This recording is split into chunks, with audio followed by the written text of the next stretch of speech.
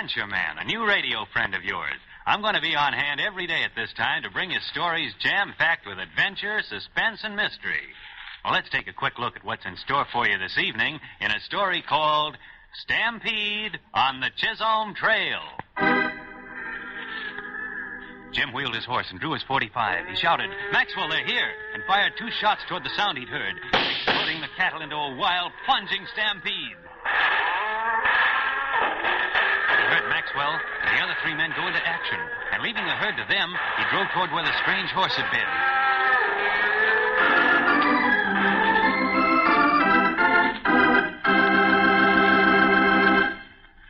Well, that's just a sample of Stampede on the Chisolm Trail. We'll get back to it in a minute. But first, here's a message from our sponsor. And now, let's get on to our story.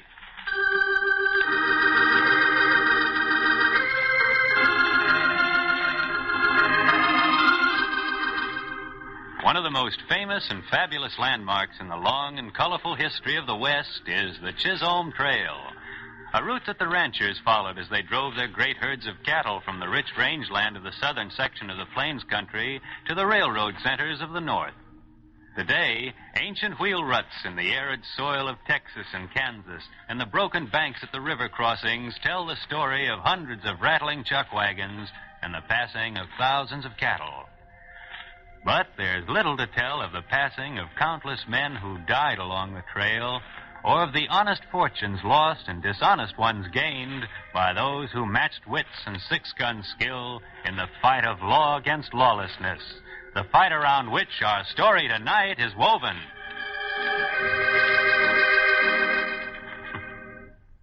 Young Jim Pryor was heading north on the trail one morning in the fall of 1860. A lean, tanned youth of 24, he'd been born and raised on the range, had lived the hard life of a cattleman, and as a result, had grown quickly into manhood, fearless, with strong sentiments about right and wrong, and fighting ability to back it up. And Jim was riding straight into the opportunity to use that ability.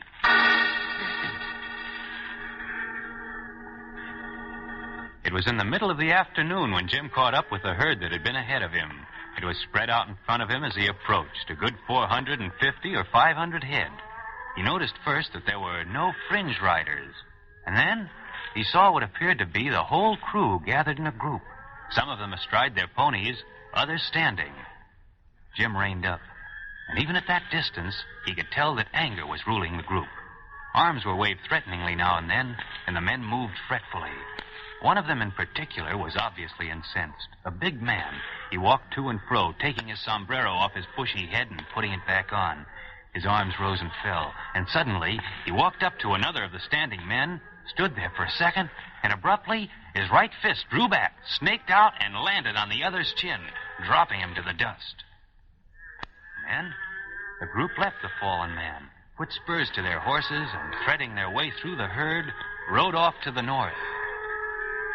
Jim rode up to the figure on the ground after they'd left, dismounted, and pressed a wet bandana to the man's graying temples. He stirred and groaned, and when his eyes opened, Jim grinned at him. "Don't appear that you got many friends in that bunch. Leastways, they ain't very careful of how they treat you." The man got slowly and painfully to his feet, slapped some of the dust from his clothes. He looked at Jim.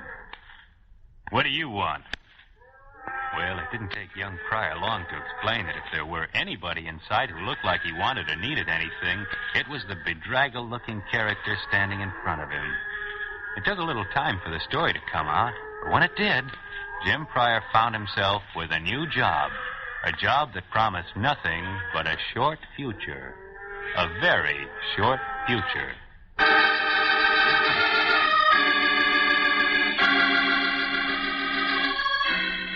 The man's name was Luther Maxwell, and according to his story, even before he had started the drive from his ranch below the Pecos River, he had received a warning that he'd never reach his destination, which was a railroad station that existed under the unhappy name of Desolation Junction. There was a man down there below the Pecos named Todd Malcolm, riding roughshod over the ranchers, rustling beef, stealing horses, and so far, too smart to be caught. He'd warned Maxwell that he'd lose his herd, and there was little doubt that he was the one who was planning to take it over. And now, Maxwell, with only 3 men left, a cook and 2 handymen. It looked like Malcolm's threat would be made good. Maxwell clenched his gnarled fist when he finished the story and stared off into the north. A lowering sun looked into his grizzled face and caught the hard glint in his eyes. By tarnation, I'll fight him alone if I have to. It was at that moment, admiring the fighting determination in the old man, that young Pryor decided to throw good sense over his shoulder and join Maxwell in the one-sided battle. 1,000 cattle to drive and a band of rustlers to fight. Heavy odds for 5 men. There was no help for them to call on out here. No law except the law of the 6-gun. The law of the Chisolm Trail.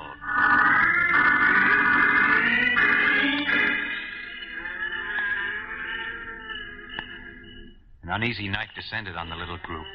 The chill light of the stars showed the restless, undulating outline of the herd, moving, grazing, lowing in a kind of pent-up nervousness. Jim knew that at night any herd was ripe for stampede. He knew that if anything, man or beast, started this bunch, he and the 4 with him would have to move fast to keep them from scattering. And that if Malcolm decided to jump them, they'd have to fight like a troop of cavalry. Now, with that unpleasant outlook, he and Maxwell rode out to their lonely vigil with the cattle. They eased their ponies to the edge of the herd, and there they parted. Maxwell to ride around the bunch one way, young Pryor to ride the other way. Well, aside from a few skulking coyotes that vanished at Jim's approach, the first part of the night was uneventful. Humming quietly to the cattle now and then, Jim rode easily around the herd, meeting Maxwell at regular intervals and leaving him again. Too quiet, young Pryor thought. Too quiet.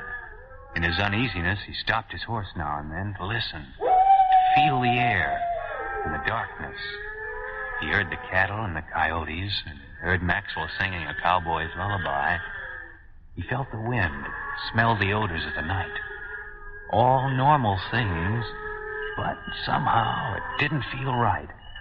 Somehow something was wrong. He stopped. He heard something. Listen again. There it was, unmistakably. A horse snorted somewhere in the dark. Jim wheeled his horse and drew his .45, all reason for quiet gone. He shouted, "Maxwell, they're here. Get behind the herd. Get 'em moving up the trail. Get 'em moving."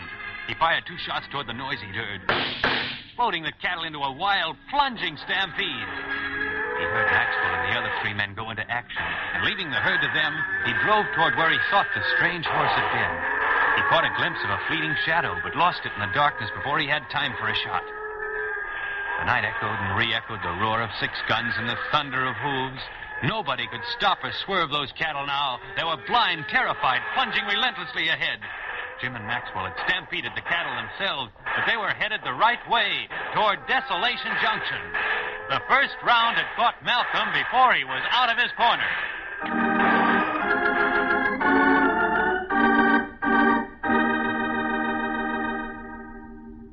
There was a feeling of victory in Maxwell's small group the next morning. The cattle had run themselves out before dawn and now had settled down to a steady, mile-eating pace. 5 men had won out over many times that number. 5 men and 500 cattle. But both Jim Pryor and Maxwell knew that only a few hours would pass before they'd have to face Malcolm's men again. That was certain. So, choked with dust kicked up by the thousands of hooves, weary and saddle-sore, young Pryor and Maxwell tried to work out a plan. Both of the men knew the country ahead of them. They discussed it now, trying to settle on which place would be a good spot from which Malcolm would attack. It's an old rule with men who fight other men. Put yourself in your enemy's shoes. And doing that, discarding this place and that, they narrowed the possibilities to 3. 3 places from which Malcolm could attack. With the odds they had stacked against him, their only hope was in being sure. And the only way to be sure was to go to each of these 3 places and find out if Malcolm were there. Jim, the cook, and one of the handymen volunteered for the job. each man to look into one of the possibilities. Each man standing a 1 out of 3 chance of facing Malcolm's gang alone.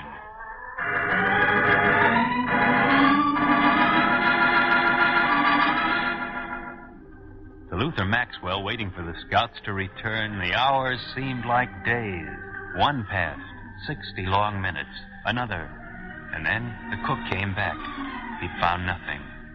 Another seemingly endless period of waiting while the sun slanted toward the western edges of the empty land. And then, riding wearily, young Jim Pryor joined them. He had found nothing. More time. And finally, they had to accept it. The handyman had run into Malcolm's men. Was he dead now or captured? He had traded one fate or the other for the information so badly needed. But now they were sure Malcolm and his men were a few miles ahead in Skull Canyon.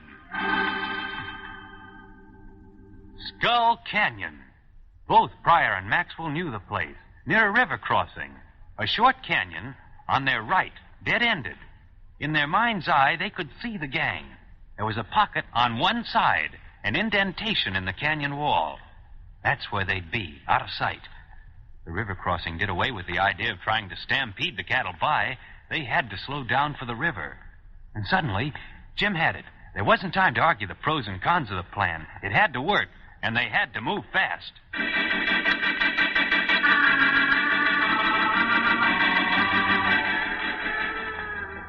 As Jim explained his plan to Maxwell, they goaded the weary cattle into a lumbering run. They swung them slowly out to the left. And soon, they could see the mouth of Skull Canyon, looking lonely and peaceful off to the right. They pushed the herd a little harder, a little faster, swinging out away from the canyon. Jim held his position, but the other men shifted theirs, moving to the other side of the herd. They were almost abreast of the canyon, and Jim was ready. He raised himself in his stirrups, he waved his hand in a signal, and Maxwell and his 2 men went off into action. Guns roaring, they pushed their horses into a gallop and started turning the head of the herd. Faster and faster they moved until they were headed directly toward the mouth of Skull Canyon.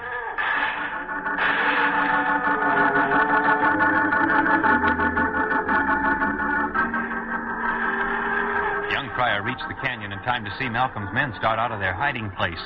When they saw the stampeding cattle bearing directly down on them, confusion hit their ranks.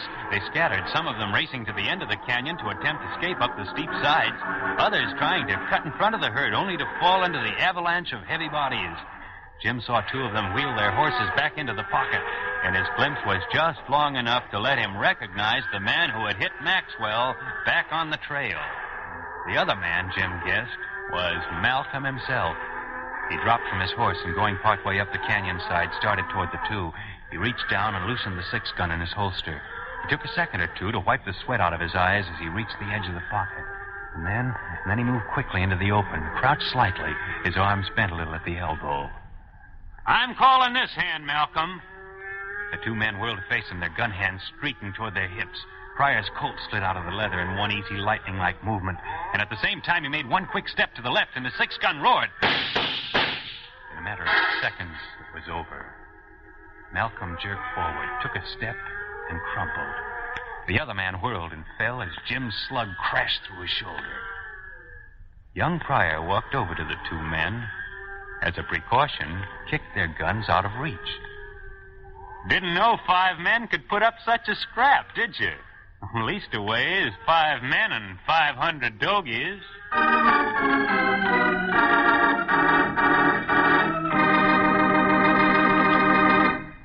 And except to tell you that Malcolm and as many of his gang as could be rounded up were turned over to the sheriff when Jim and Maxwell and the herd arrived at Desolation Junction, our story is over. Jim Pryor, with a few more silver dollars in his money belt, wandered on up the trail. Maybe we'll have another story about him someday. You like that? Well, I want to give you an idea about tomorrow night's story in just a minute. But first, our announcer has a word. Tomorrow night, our adventure trail leads to the airways. Young Tom Elliott fought the controls. They were jammed. He couldn't get the plane out of the dive.